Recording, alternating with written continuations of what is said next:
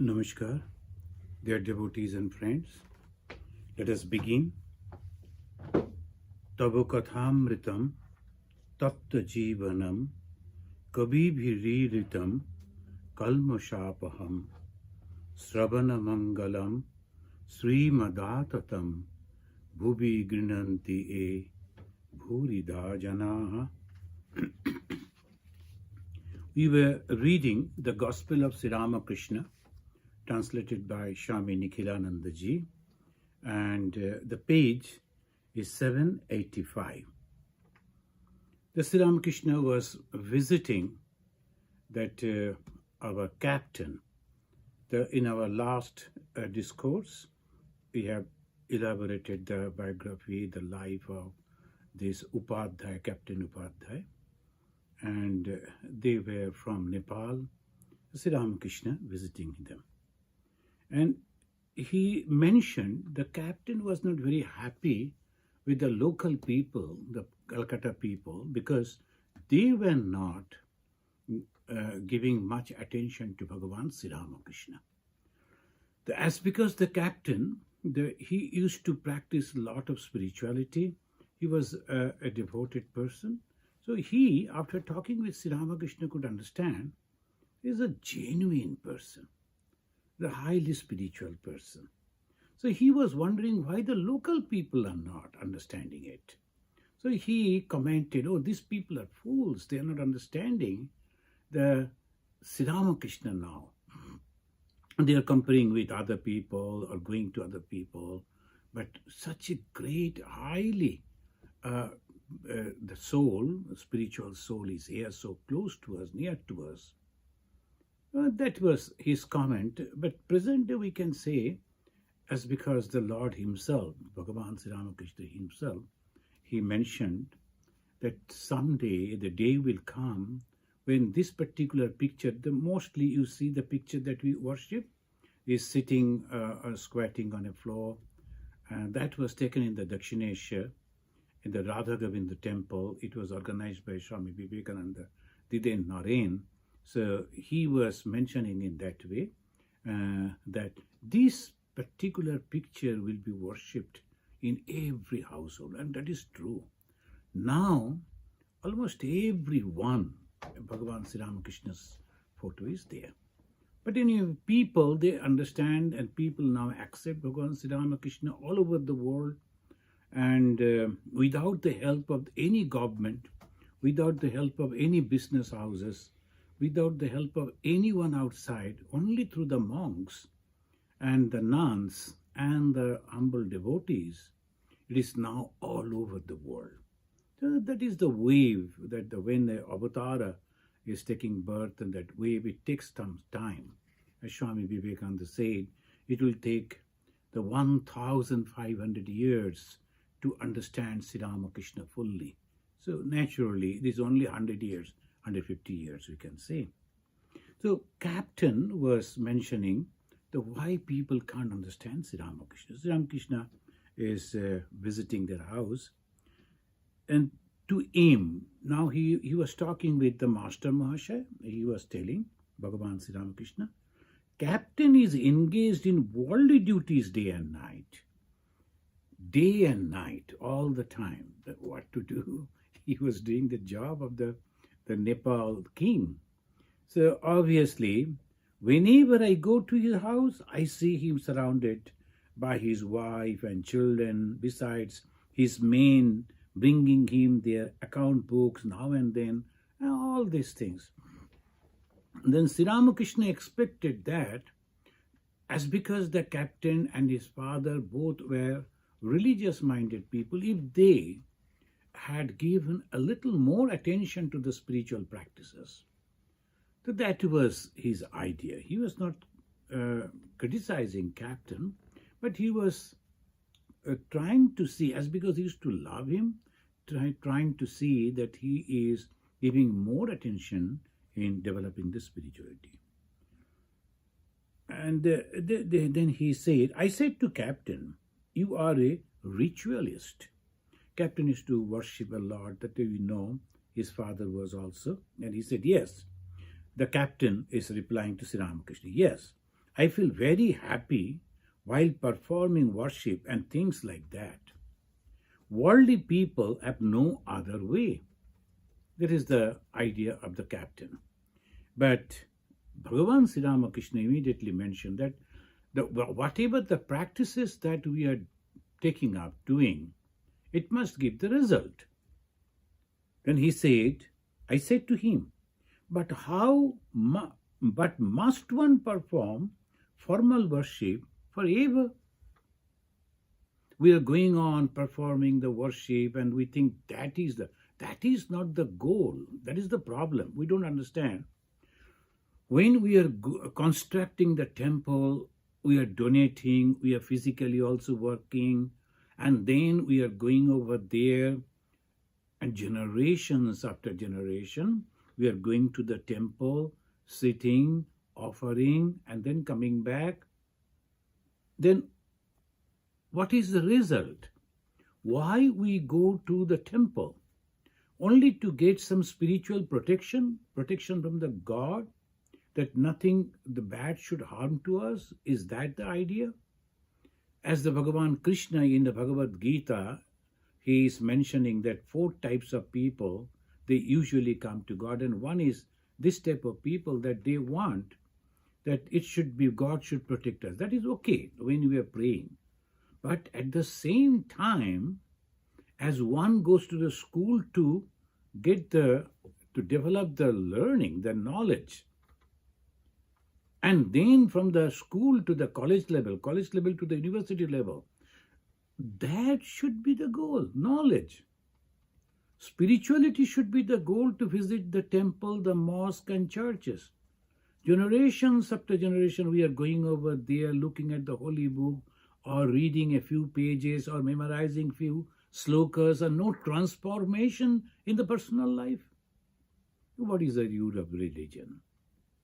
So we become a sort of addicted to read some holy books, chanting from the stotras, and getting up in the morning and taking the name of God, and addicted, just practicing. But the result should come. And how we will understand that person should transform completely. And what should be the transformation? In the 2nd chapter, at the end, almost in the end, that when the Arjuna is asking the question to Sri Krishna, he is mentioning that these are the things you should see, these great qualities. And again in the 16th chapter also, and 12th chapter in the Bhakti Yoga in the Bhagavad Gita, again and again Bhagavan Sri Krishna is mentioning about the result of it. That must come. Otherwise, what is the use? Sri Ramakrishna, the God himself, he has come in the form of a human form, in Sri Ramakrishna form. And he is insisting, wherever it is possible, to whomever, that you must be serious to get the result of it. Otherwise, it is of no use. So he is mentioning, but must one perform formal worship forever? So this is a great question. Most of us, we get satisfied with the process, but not aware about the goal. What is God realization? We do not know. We never inquire about that too. We always think that practicing some of the rituals at the beginning, the first step of spiritual life is the ritual. But we end up with the ritual. We begin with the ritual, we end up with the ritual. It is of no use. So he is telling, how long does a bee buzz about? As long as it hasn't lighted on a flower. While sipping honey, it doesn't buzz. But he said, can we, like you, give up worship and other rituals? The captain was arguing, and he said, can we give up the rituals? Yet he doesn't always say the same thing. Bhagavan Sri Ramakrishna noticed it. He doesn't always say the same thing. Sometimes he says that all this is inert. Sometimes that all this is consciousness. And I say, what do you mean by inert? Everything is Chaitanya, consciousness. Everything is Chaitanya, consciousness. Friends, this is a great discovery of the human society. Long, long back, almost 10,000 years before, almost according to the modern history, in the beginning, at the dawn of the human civilization, this truth was discovered by a few great souls, whom we call rishis. And they discovered that everything has come from only one, and that is consciousness. So Bhagavan Sri Ramakrishna, he is mentioning about the consciousness. We all know that he was a dualist. We all know that he used to worship goddess Kali. We all know that he used to pray, he used to cry, he used to practice fasting, meditation, and all sorts of rituals that is there in the Vaishnava and the Tantra. Everything he practiced. But then he is concluding as if after all that, the ultimate goal is nothing but the consciousness. That we have to understand, we have to realize. And this, according to Advaita philosophy, this knowledge is pure consciousness. You know that in Indian philosophy, they always say that the excellent ways are there to reach to the ultimate goal. What are the 4 ways? Individually, we can try, and also collectively. In the Ramakrishna order, as because Swami Vivekananda, who is the founder, and he instructed us for a holistic growth, the 4 paths should be followed. Most of the people, they come and they try to follow one path. But it is not possible because by nature, it is already there. The 4 paths are already there.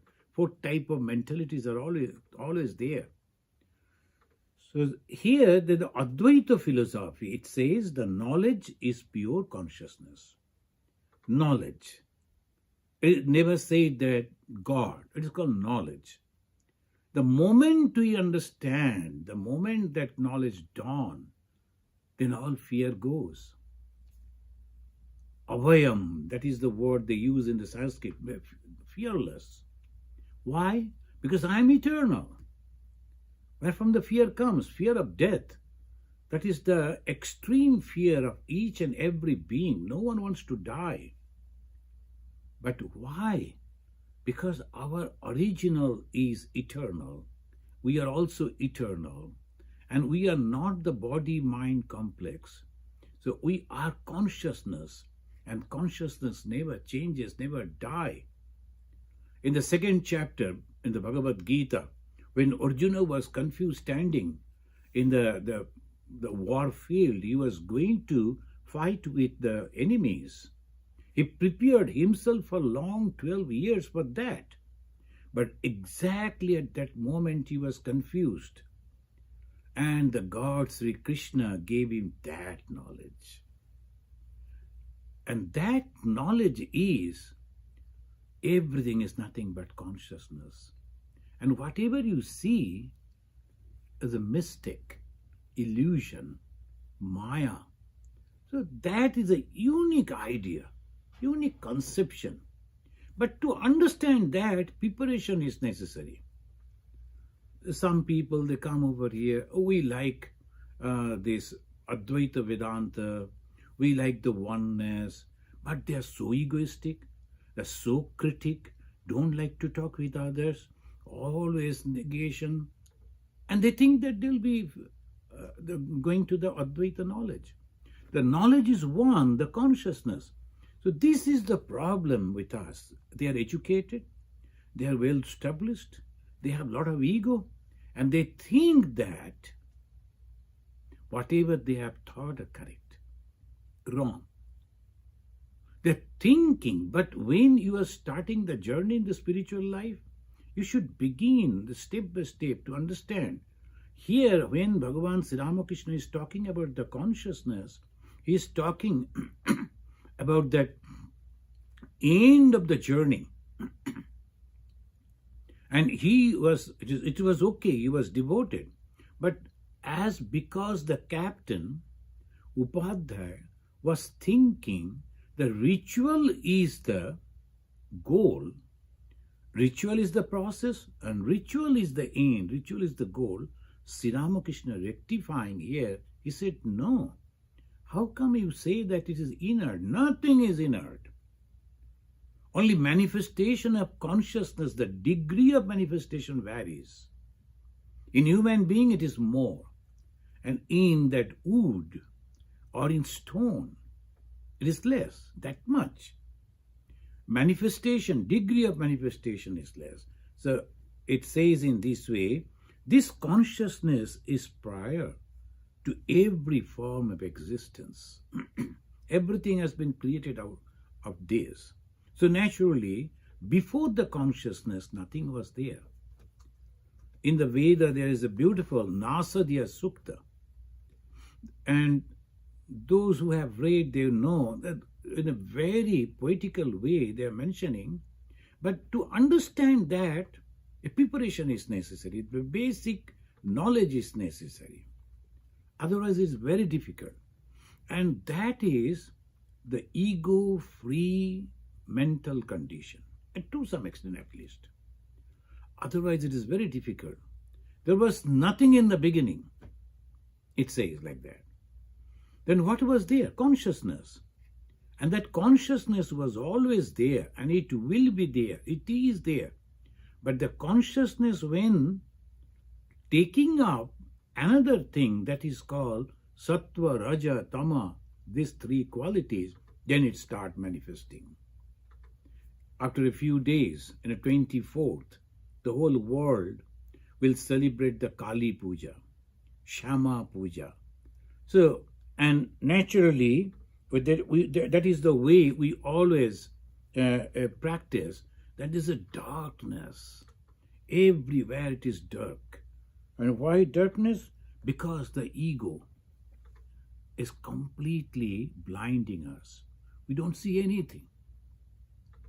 The real knowledge is completely absent. So friends, I would like to show you that today we are going to publish this particular form, and that is called Chicago Calling. You all know this Chicago Calling.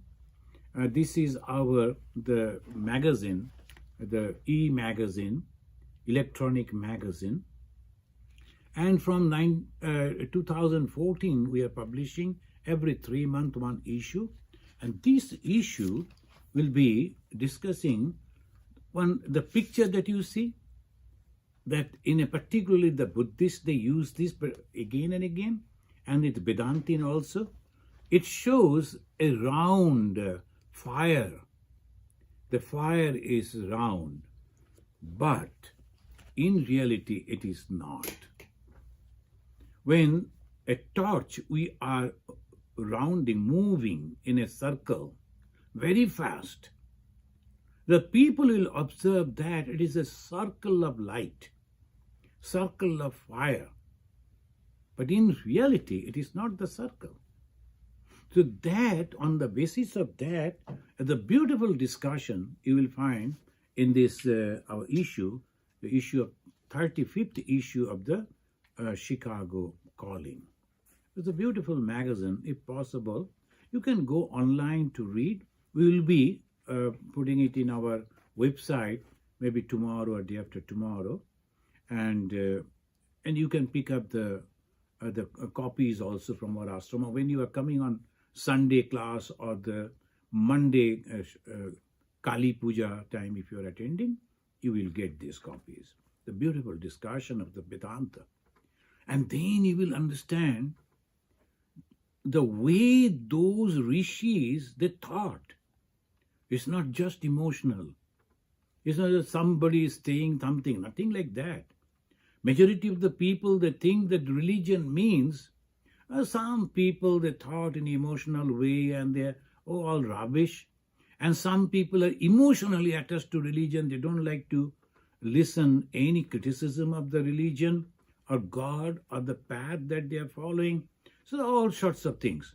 But religion is nothing but very scientifically analyzing the condition in which we are and slowly taking us to the consciousness. So in brief, I can say that in Advaita again, they say that the three conditions through which every day, every one of us passing. Jagrat, Swapna, Susupti. When the body, mind and the consciousness are there, okay, we understand that. The awakened state, Jagrat.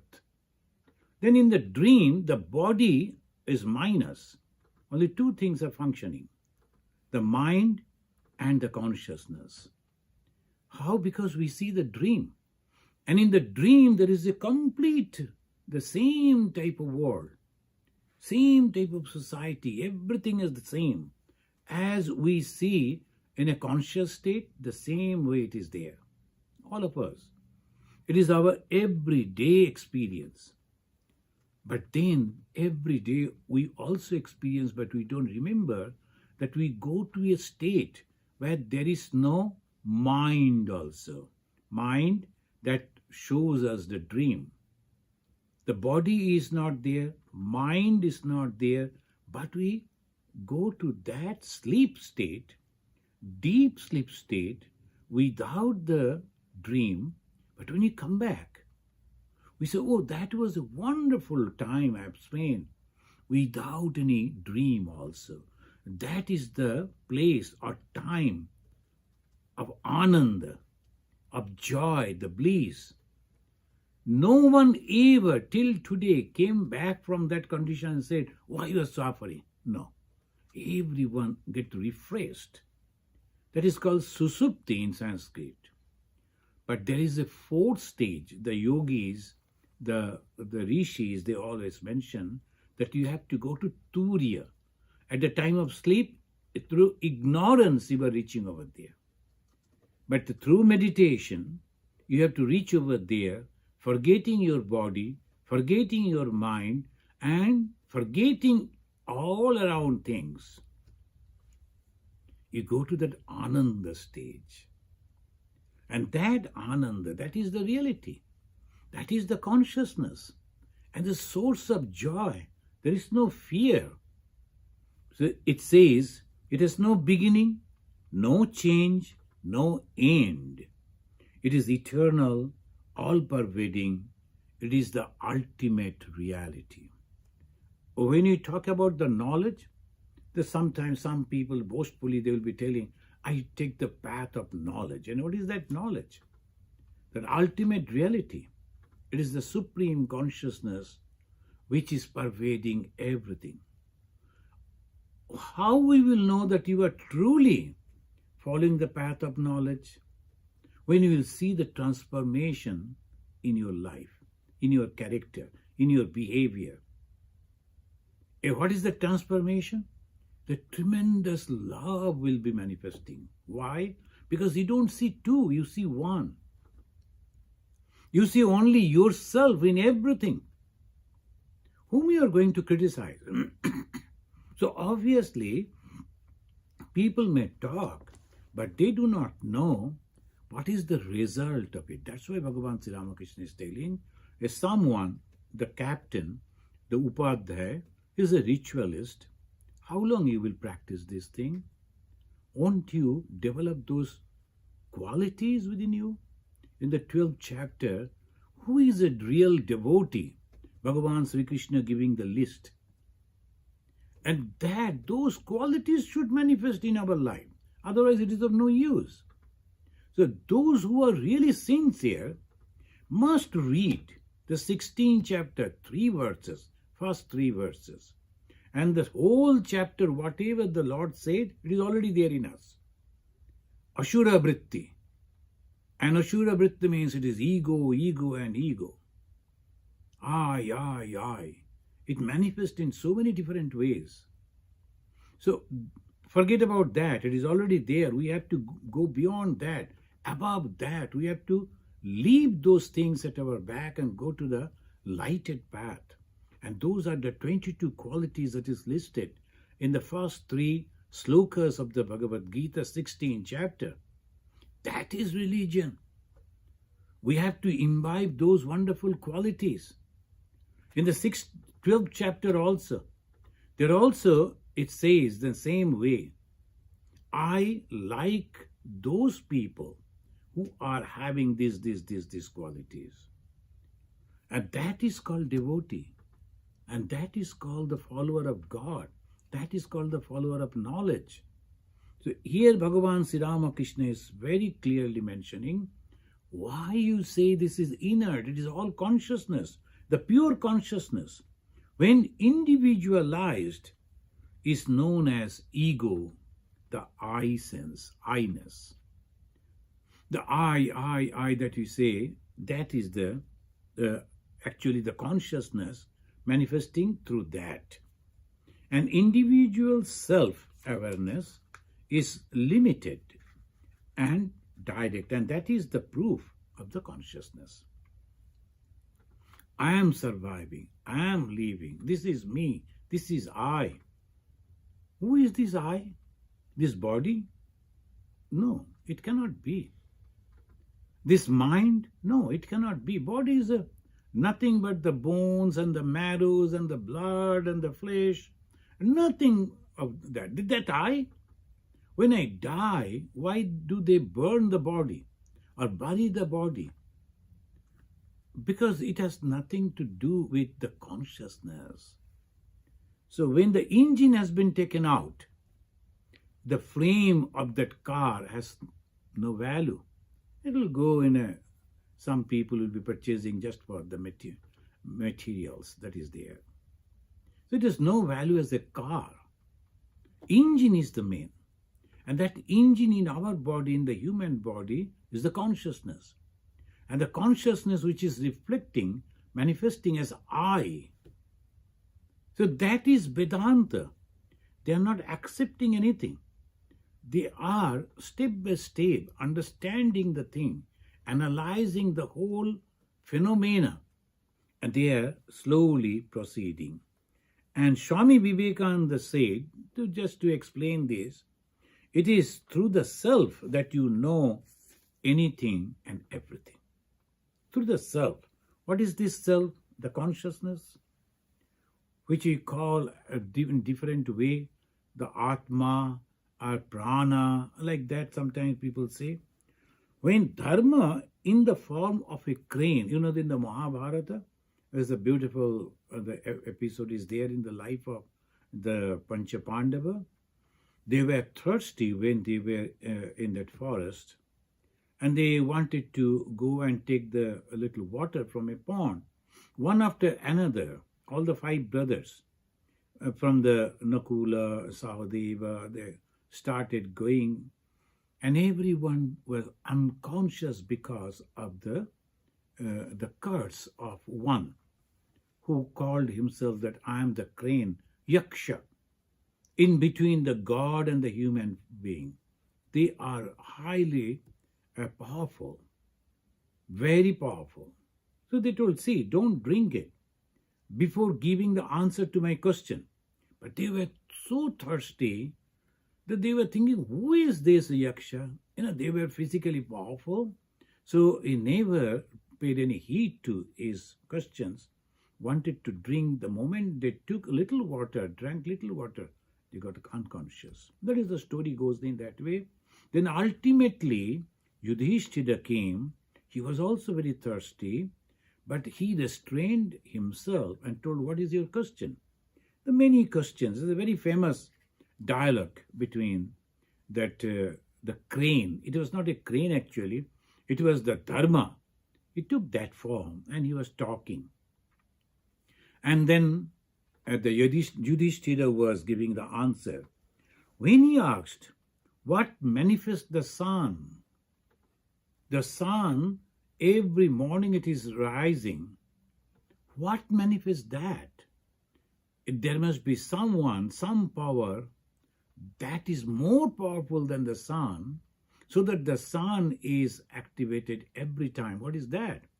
What was the answer? Very clear answer the Yudhishthira gave. Only one word, he said, Brahman. That is the unique discovery of our rishis. The Brahman means all-pervading consciousness. The Chaitanya, the consciousness which is all-pervading, is also known as the Brahman. Friends, just as a reference, I like to mention the method of knowledge. One book is there by Swami Ishatmananda ji.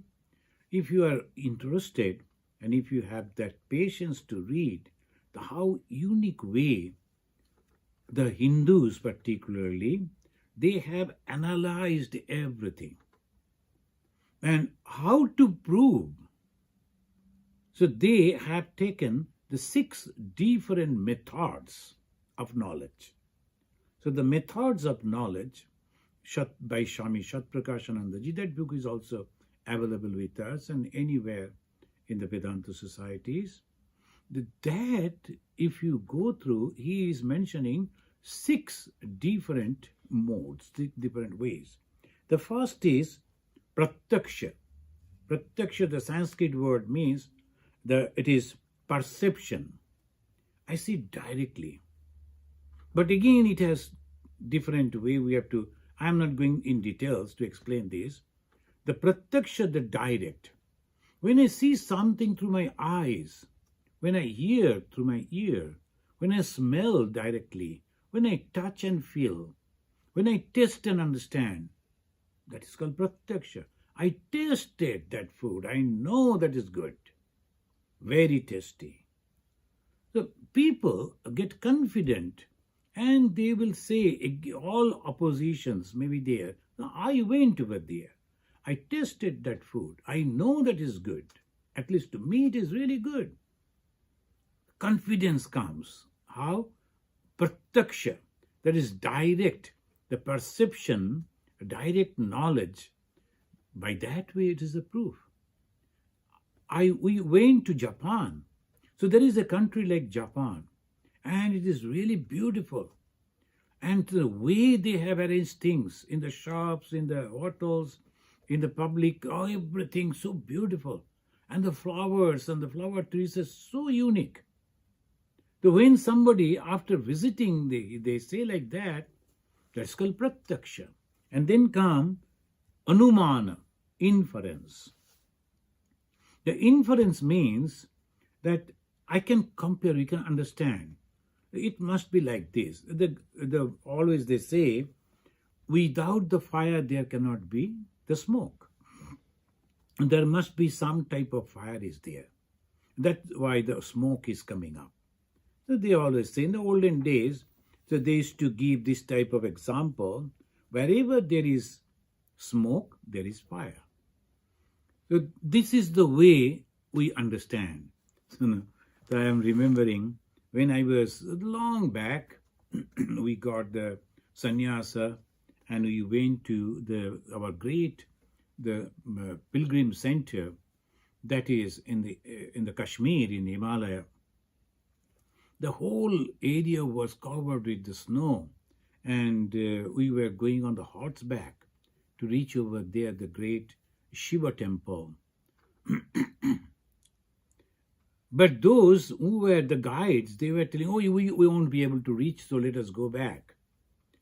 And I was thinking, oh my God, we have come almost the end of it. And we have to go down. That particular place is called Panchama. The 5 rivers are there. And that is the plain. So we have to come down from the hill. The whole hill we have already climbed. And so difficult. Of course, on the horseback, though. And then we have to go down. And he said, see, we cannot go. The full of the snow. The rivers are covered with the snow, and we do not know how to go over there. It will be difficult, all these things. Because they wanted to save the time, and money has already been paid to them. So they wanted to go back. Just suddenly I noticed that from one of the hearts, that was small hearts were there, made by the government for this type of people. And sometimes in the summertime when people they visit, they could go and take rest. So these hearts, from one of the hearts, smoke is coming out. And immediately I told, hey, look at it. Where there is smoke, there must be the human being. Animals never start the fire. They're afraid of fire. So this must be the human being over there. So let us go down. So I insisted, those people, those guides, local guides, we must go. So wherever there is smoke, there is fire. This conception means the anumana. Then upamana, comparison. When you are comparing a holy man, he is completely free from ego and there is no craving and he doesn't want anything, not name, fame, the wealth, nothing. When you compare how this man is so happy, moreover so attractive, he is not having anything and he is not giving also anything. So when you go to a rich man, we expect that we will get some benefit, or the influential person means some benefit. But when you go to this man, he's just like a child, he is going over, or we are going to him. Rather, we are carrying some gift for him. And when he is talking about God, we are feeling joy. Oh, there must be something which without anything is full of joy. There's a source, that is the God. So anumana, if this person who is taking the name of God, living a life for God, if they are so good, that means the God must be very good. So that is called the anumana, the comparison. Then postulation, arthapatti. This arthapatti, the meaning of it, and then it goes non-apprehension, anupalabdhi, that is also a pramana. Then we are not, the conception is there, but we are not getting the realization. So that is also a pramana, that is also a proof. And finally, that is called verbal testimony, shabda. We have to believe the words of the great soul because they are not selfish people. They were not having any personal agenda that we will tell like this and then we will do like this. Never, ever. So in every religion, this is a basis on which the whole religion is developed. The words of the Lord Jesus. Jesus said, why we are believing Jesus? Who was he? Many, they call it higher criticism, a group of people. They will be always telling that there was no Jesus. There's just an idea of the Saint Paul and he developed that idea and he gave the name Jesus and all that. Whatever it may be. But look at those words. That is so encouraging. And that transform a person. How many times I am going to forgive my brother? One person came. Then Jesus' answer was 70 times 7, infinite time. Whatever he may be doing, but you go on forgive because so many mistakes you are doing and God is forgiving you. And when you do the mistake and all, immediately you go to the God, oh, I made a mistake, please forgive me.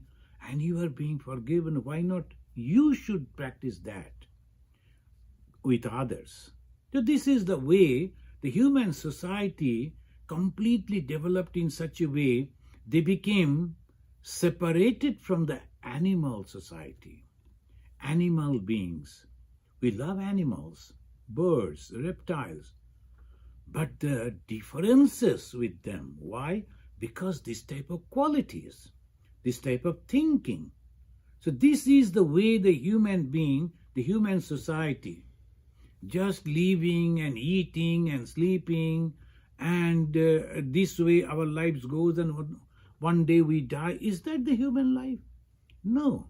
Human lives on thought and that ideas, and they developed in such a way, the tiny little being comparing with all others who were there in this world, the gigantic, the very powerful animals, comparing with them, the human beings were nothing. But look at it, because of their thinking capacity. So it says, those who have realized the God, when they say something, we must accept it. That is called Shabda. Shabda means the scripture. These people, they have realized the truth, and then they said it as we are years together reading the Gospel of Sri Ramakrishna. It is called Shabda Pramana. Pramana means the proof. The proof God is there. How? Because the Bhagavan Sri Ramakrishna said. And why? That's why whenever people come to me and ask for the initiation, I will say, you are going to accept the ideology of Sri Ramakrishna. Initiation, spiritual initiation means accepting the ideology. What is the ideology of Bhagavan Sri Ramakrishna? You better read the biography and then you will understand it. Otherwise, it will be difficult for you to understand Sri Ramakrishna. So this is the way we have to understand his life was nothing but complete dedication for the truth. And he discovered that in his own life. And then he said, these are the processes you must practice. Then you will realize God. And what will happen after realization? Well, what you want, everything you will get. Everything. If you want the mastery over this whole world, you will get it. If you want the success or the popularity, everything you will get. And if you want the eternal peace, joy, happiness, that will also. So these are the two things, the worldly prosperity and the spiritual prosperity, both can be achieved from this after the realization of God. Of course, after the realization of God, it becomes all folly. And no one wants these worldly things. They always understand, oh, all these things are happening. I don't want it.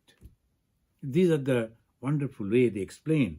The Sri Ramakrishna asked him about Purna. The Sri Ramakrishna, he was always very much careful about the young people. Why? Because their mind was free from the lust and gold. Their mind is pure. And so he was inquiring about, he used to inquire about them and why he has not come, what he is doing. So that whenever they come to Sri Ramakrishna, listen to this type of words, they develop good thoughts. In the modern days, they always think, many of the people, of course, not all, that younger generation did not to go for religion. Very wrong. Religion teaches how to get peace, joy, happiness. Religion doesn't mean some of the methods or the rituals. Religion is a high moral values, is a philosophy, is a way that teaches how I can become happy while living with others. That is the wonderful teaching that religion gives. So we should not shun religion just by seeing someone doing some mistake. In the name of religion, if we shun it, and if we see the elaborate things in the ritualistic way, oh my God, if I have to do all this, it is not necessary. Maybe it is only for the girls, ladies, maybe only for this type of people, elderly people. After my retirement, when there is nothing for me to do, I will go and do. You won't be able to do. Because by that time, the whole mind will be imprinted with so many thoughts. You can never collect those minds and concentrate. It is better to know about God and religion, particularly the way Bhagavan Sri Ramakrishna taught. That's why he was very careful about the younger people and he was inquiring about the Purna. Those who are following this literature, the Gospel of Sri Ramakrishna, you must already know with this Purna. So this Sri Ramakrishna was asking from and he was a student in the school where the Sri Ma, the Mahendranath Gupta, was the headmaster. And Sri Ramakrishna is asking, if I see the Sri Ma, he is replying to Sri Ramakrishna, who asked about the Purna. If I see Purna once more, then my longing for him, the Sri Ramakrishna mentioned like this, longing for him will diminish. How intelligent he is. His mind is much drawn to me. He says, I too feel a strange sensation in my heart for you. So who is this Sri Ramakrishna? He is the God. He is the purity. He is the love. He is the unselfishness. Now, longing for this particular personality means longing for God. What is God? It's nothing but all this. I always say the two qualities, because all this is combined into two qualities. One is love, another unselfishness. So when we love God, we too should become unselfish, and we should also become a lover of the beings, each and every one, because they are the manifestation of my God. So this is the way Sri Ramakrishna is explaining. Master Masha is telling, if Vidyasagar tells me, because the Sri Ramakrishna is mentioning he is a student of the school of Vidyasagar. Vidyasagar also we know, he was a great learned person, a reformer, social reformer. But that way, almost this is the very, we can say the unfortunate. But though he was so learned, but he was not paying heed for the spiritual life or religious life. So he was dedicated to his mother. He used to love the people, those who are suffering. For them, he used to do a lot. But at the same time, though I don't know whether God is there or not, like that he used to say. So he will never allow one of the students from his school going and attending the lectures or the talk, the dialogue that Sri Ramakrishna is giving somewhere near Calcutta. So he may be angry with the headmaster. And the headmaster, Mahendranath Gupta, the recorder of this gospel, he is giving if that the Vidyasagar is going to ask me to blame me, what will be my answer? So he is telling, I shall say that one thinks of God in holy company, and that is no means bad. Further, I shall tell him that the textbooks prescribed by the school authorities say that one should love God with all one's soul. Bhagavan Sri Ramakrishna is laughing. So how he is getting himself ready if this type of complaint comes against, because he is allowing Purna to go and attain the company of Sri Ramakrishna. Sri Ramakrishna, at captain's house, I sent for the younger Naren, another young boy. This Naren is not Swami Vivekananda. Younger Naren. So older Naren, younger Naren, same name. So they are distinguishing in this way. I said to him, hey, where is your house? I want to see it. Please do come, he said. But he became nervous as we were going there. Lest his father should know about it. All started laughing. We can understand, and in our society till now, the younger generation are not that way free to invite anyone to their houses without the permission of the father, or the mother, or the elders. So when they are living with the family, they cannot do it. You have to take the permission of the father. And in those days, in the beginning of the 19th century, it was so much so. So when that young boy he couldn't say, no, I won't be able to tell you or take you to our house. But at the same time, he was thinking what will happen if the father says, not for himself, maybe father will scold me, that is okay. But the father should not insult Bhagavan Sri Ramakrishna. That was his concern. To a visitor, you haven't been here for a long time, about 7 or 8 months. Visitor, about a year, said. See how Sri Ramakrishna noticed these people, and he always used to inquire about them. Why? Whoever is coming to a spiritual person, truly spiritual person, I'm using the word truly, where there is nothing but love and unselfishness. So that is spirituality. And when a person is attracted to that, that means, for whatever may be the reason, and we always consider as a Hindu that in his past birth, he must have done very good work. That's why he has got that attraction. So he is coming, and from here, again his mind will be more purified in the company of the holy people, the God whose main mission is to guide people in the righteous path. So we can see how Sri Ramakrishna is working in that way. He is inquiring, another gentleman is to come with you. Look at it. This gentleman, Master Mahasaya could not remember the name, so he has not mentioned.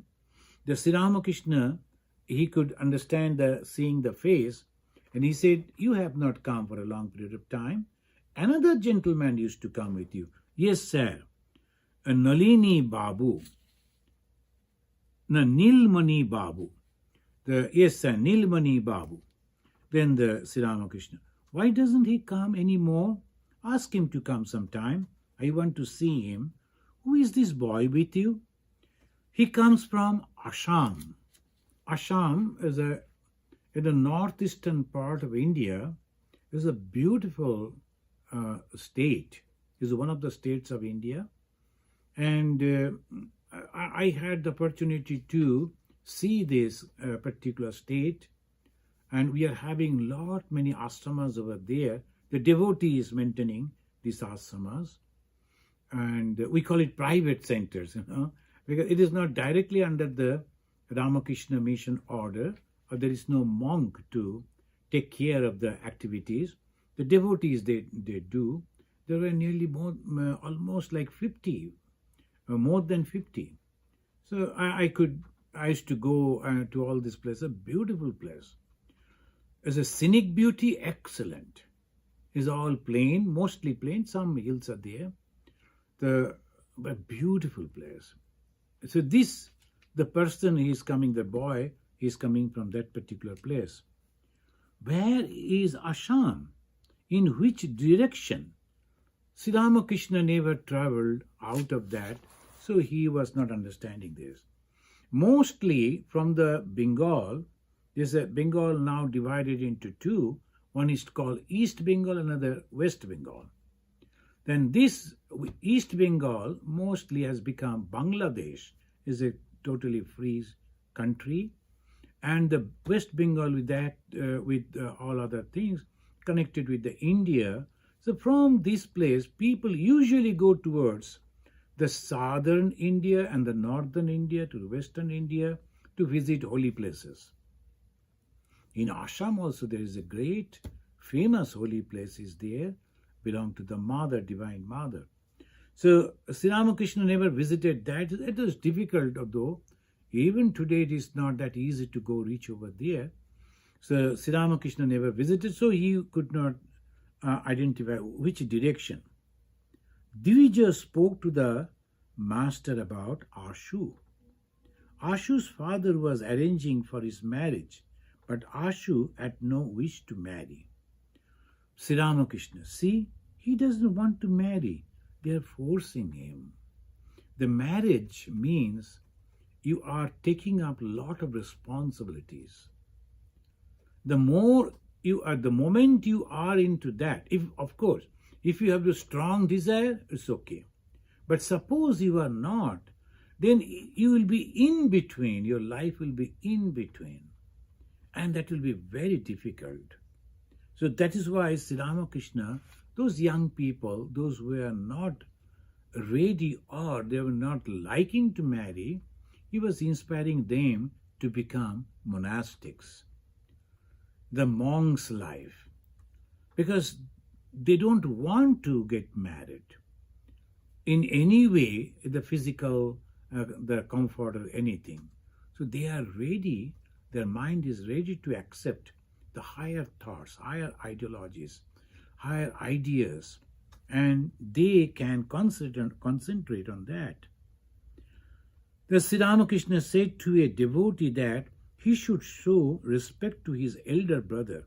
He said, elder brother is like one's father, respect him. A Pandit was sitting with the devotees. He came from Upper India. Upper India means the UP and those places. That's the northern side of India. So Upper India, the down south, and this way it goes. Then we will, on the next day, we will enter into the conversation as the Sri Ramakrishna and the Pandit. Pandit means a scholarly person, but their livelihood is to explain the different scriptures, mainly the life of Sri Krishna, that is in the Bhagavata, and they explain it, and against that they earn some money. So Sri Ramakrishna will start a conversation. Now, do you have any question? Yes, Maharaj. Akshay Bhatia is asking, some people hide their spiritual life from others, but that would be hypocritical, correct? See, sometimes it is not hypocritical, it is not hypocrisy, because they like to be in a completely in a separate way. Because in the beginning, whatever we are doing, if we like to express it, there are a lot of people, they will be criticizing, they will be giving advices, they will comment on that. By that way, I may get confused. So to avoid some people, they like to hide their spiritual life. We cannot say it is critical, they are actually hypocritic. Rather, they are sincere, I think so. So they like to quietly, they are building up. As Bhagavan Sri Ramakrishna mentioned, in the beginning of your spiritual life, that you should put, as we start a planted tree, and then give the fencing to protect it from the animals. Similarly, our spiritual life journey should also begin with that protection, not exposing it to the society. That way we can accept it. Thank you. Devashish is asking, believe in God comes in one birth suddenly, or is it from previous birth due to result of karma? Of course, Devashish, as because as a Hindus, we believe in all these different birth, in different situation, in different condition, and what different type of thoughts that has crossed in our mind, actions that we have done. So obviously, slowly, it takes us to a higher and higher life. The human life itself is very higher. And moreover, if you see, there are humans in this world, but comparing with them, are we not in a much better, so that we can learn many things, hear many things, opportunities there to practice those. So this is also because of the past good karma. Now, if we try to accept it in that way, then it will lead us. Of course, the love for God, understanding God, and practicing spiritual austerities, it depends on the past karma and also the good guide, good guru. So thank you.